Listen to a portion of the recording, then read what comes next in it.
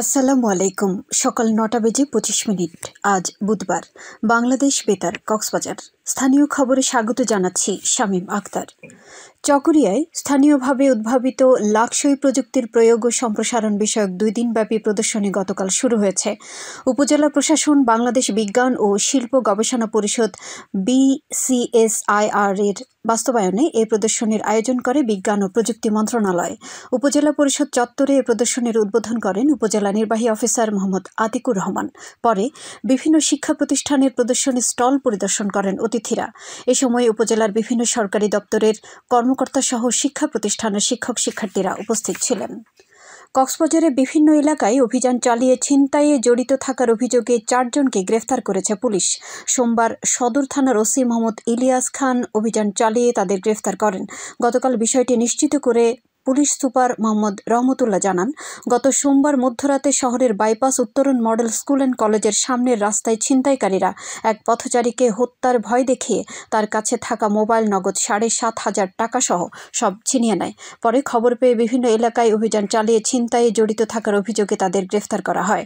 আটকদের বিরুদ্ধে মামলা করে আদালতে পাঠানো হয়েছে বলে জানান তিনি। আটক ৩ জন কক্সবাজার সদর উপজেলার বিভিন্ন এলাকার এবং একজন সাতকানিয়ার বাসিন্দা। কক্সবাজারে ভুয়া পরিচয় দিয়ে পাসপোর্ট করতে গিয়ে গ্রেফতার হয়েছেন ২ জন রোহিঙ্গা নারী। গত সোমবার শহরের আঞ্চলিক পাসপোর্ট কার্যালয় থেকে তাদের গ্রেফতার করা হয়।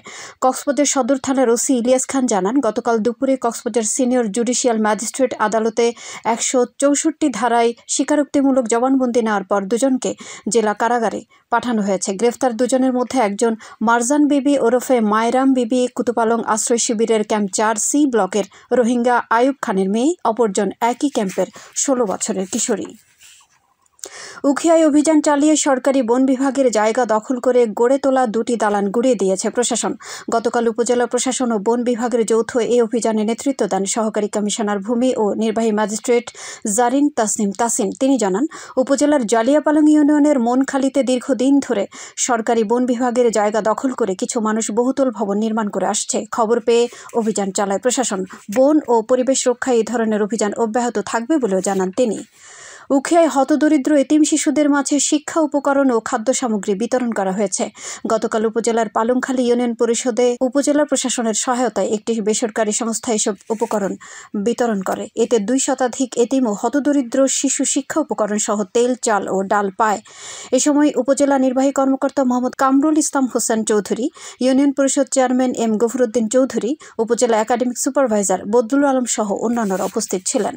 টেকনাফে দুর্যোগে সিপিপি ইউনিট টিম লিডারদের করণীয় শীর্ষক দিনব্যাপী প্রশিক্ষণ কর্মশালা অনুষ্ঠিত হয়েছে। গতকাল দুপুরে উপজেলা পরিষদ পাবলিক হল মিলনায়তনে উপজেলা প্রশাসনের সহযোগিতায় এই কর্মশালার আয়োজন করে দুর্যোগ ব্যবস্থাপনা মন্ত্রণালয়। উপজেলা প্রকল্প বাস্তবায়ন কর্মকর্তা মোহাম্মদ হাবিবুর রহমানের সভাপতিত্বে এতে প্রধান অতিথি ছিলেন উপজেলা নির্বাহী কর্মকর্তা শেখ এহসান উদ্দিন। কর্মশালায় সদর ও সাবরাং ইউনিয়নের ৫৫ জন টিম লিডার অংশগ্রহণ করেন।